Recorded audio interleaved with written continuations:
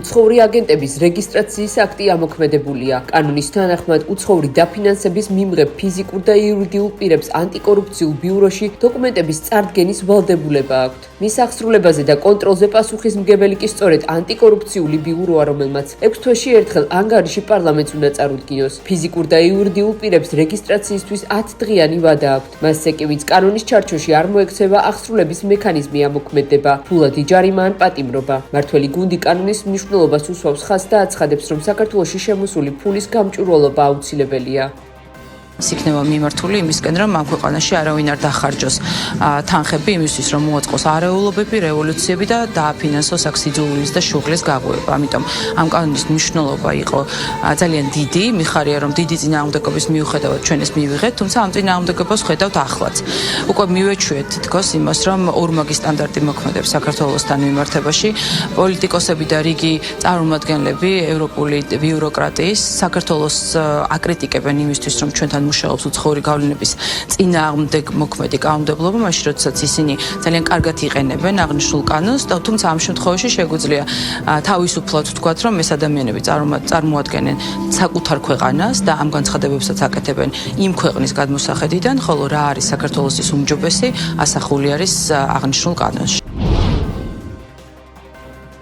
უცხოური აგენტების რეგისტრაციის აქტის ამოქმედებას დასავლეთიდან კრიტიკა მოჰყვა. ევროკომისიის ვიცე-პრეზიდენტი კაია კალასი და გაფართოების საკითხებში ევროკავშირის კომისარი მარტა კოსი კანონის ამოქმედებას საერთო განცხადებით გამოეხმაურნენ. მათი შეფასებით უცხოური აგენტების რეგისტრაციის აქტი ქვეყნის დემოკრატიისთვის სერიოზულ უკუსლას წარმოადგენს და ეს რეპრესიული ზომები საფრთხეს უქმნის საქართველოს დემოკრატიული საფუძვლების არსებობის გაგრძელებას და მოქალაქეების მომავალს თავისუფალ და ღია საზოგადოებაში. კანონის ამოქმედებას ლატვიის საგარეო საქმეთა მინისტრი ბაია ბრაჟეც გამოეხმაურა. საქართველოს მთავრობამ ევროპული მომავლის მიმართ თავისი ხალხის იმედებისა და მისწრაფებების ჩასახშობად კიდევ ერთი დიდი ნაბიჯი გადადგა. უცხოელი აგენტების რეგისტრაციის აქტი დემოკრატიულ საზოგადოებაში ყველასათვის გარანტირებულ ფუნდამენტურ უფლებებსა და თავისუფლებებს ღვდავს, წერს ბაია ბრაჟე.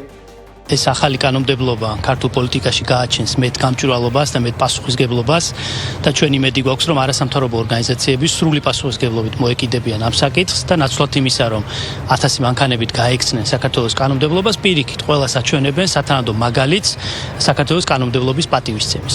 რაც შეეხება უცხოელების განცხადებებს, ეს არის მცდელობა სირაქლემას პოზიციაში დარჩენის და იმის, რომ ქვეყანაში არსებობდეს შესაძლებლობა კვლავ გაუმჭვირვალე ფულით საარჩევნო პოლიტიკური, ეკონომიკური, საზოგადოებრივი პროცესების და ინსტიტუტების შერყევის. რა თქმა უნდა, ეს ჩვენთვის მიუღებელია და პირიქით ყველას ურჩევთ, რომ ნაცვლად მსგავსი რაღაც გაუგებარი პოლიტიკური განცხადებებისა დავსხდეთ ერთად და ერთად ვიმსჯელოთ ამ გაუმჭვირვალე ფულის პრობლემის აღმოფხვაზე. სტამბოლში უკრაინისა და რუსეთის დელეგაციებმა მოლაპარაკებების მეორე რაუნდი გამართეს. უკრაინულ დელეგაციას თავდაცვის მინისტრი რუსტემ უმეროვი რუსულსკი, ვლადიმერ მედინსკი ხელმძღვანელობდნენ. უკრაინის თავდაცვის მინისტრმა განაცხადა, რომ უკრაინისა და რუსეთის დელეგაციებს შორის მოლაპარაკებების მეორე რაუნდზე წყვეთა ახალი გაცვლის თაობაზე შეთანხმება შედგა. მისი თქმით, ყურადღება გამახვილდა მძიმედ დაავადებულთა გაცვლის აუცილებლობაზე და გარდაცვლილთა ცხედრების გაცვლაზე. როგორც უმეროვმა პრესკონფერენციაზე აღნიშნა, უკრაინა ყველა ტყუის გათავისუფლებაზე და გატაცებული ბავშვების დაბრუნებას მოითხოვს. ერთსაათიანი მოლაპარაკებების შემდეგ მოსკოვმა უკრაინისგან ომის შეწყვეტის მემორანდუმის პროექტი მიიღო. პირობებს შორისაა ცეცხლის შეწყვეტა, ოკუპირებული ტერიტორიების არაღიარება და უსაფრთხოების გარანტიები. უკრაინის შეიარაღებულმა ძალებმა რუსეთის ტერიტორიაზე ოპერაცია ობობის ქსელი ჩაატარა, რომლის საშუალებითაც შესაძლებელი გახდა 40-ზე მეტი რუსული თვითმფრინავის დაზიანება. უკრაინული მხარის ინფორმაციით ოპერაცია 6 თვეზე მეტი ხნის განმავლობაში მზადდებოდა. უკრაინულმა დრონებმა ერთდროულად 4 რუსულ სამხედრო აეროდრომს შეუტიეს. უკრაინის პრეზიდენტის ვოლოდიმირ ზელენსკის განცხადებით რუსებისთვის დანაკარგების მიყენებამ და მათი სამხედრო პოტენციალის შემცირებამ რუსეთი უნდა აიძულოს რეალურ დიპლომატიას დათანხმდეს. ეს განსაკუთრებული მომენტია. ერთი მხრივ რუსეთმა ზაფხულის შეტევა დაიწყო, მაგრამ მეორე მხრივ ის იძულებულია დიპლომატიურ ქმედებებში ჩაერთოს. ეს არის როგორც გამოწვევა, ასევე რეალური შესაძლებლობა ყველა ჩვენთაგანისთვის. ეს არის შანსი, რომ ვცადოთ ამ ომის დასრულება, აღნიშნა ზელენსკიმ. ნატოს გენერალური მდივანი ამბობს, რომ ნატოში უკრაინის გაწევრიანებას ალიანსის წევრი ყველა სახელმწიფო დაეთანხმა. მარკ რუტე აღნიშნავს, რომ ეს საკითხი არ შეიძლება იყოს კიევსა და მოსკოვს შორის სამშვიდობო მოლაპარაკებების ნაწილი. რაც შეეხება უკრაინას, ვაშინგტონში 32-ვე მოკავშირის მხრიდან იყო მკაფიო ვალდებულება. ეს არის უკრაინის ნატოში გაწევრიანების შეუქცევადი გზა, კონკრეტული თარიღის გარეშე, არა სამშვიდობო შეთანხმების ნაწილად, არამედ 32-ვე მოკავშირის მხრიდან გრძელვადიანი ვალდებულების სახით და ჩვენ უკვე ვაშენებთ ამ ხიდს. რუტემ. შეგახსენებთ ABC News-თან ინტერვიუს დროს უკრაინის საკითხებში ამერიკის შეერთებული შტატების პრეზიდენტის დონალდ ტრამპის სპეციალურმა წარმომადგენელმა კიტ კელოგმა განაცხადა, რომ შეერთებული შტატები მიიჩნევს, რომ რუსეთის შეშფოთება ნატოს გაფართოებასთან დაკავშირებით საფუძვლიანია და მზადაა ეს საკითხი განიხილოს.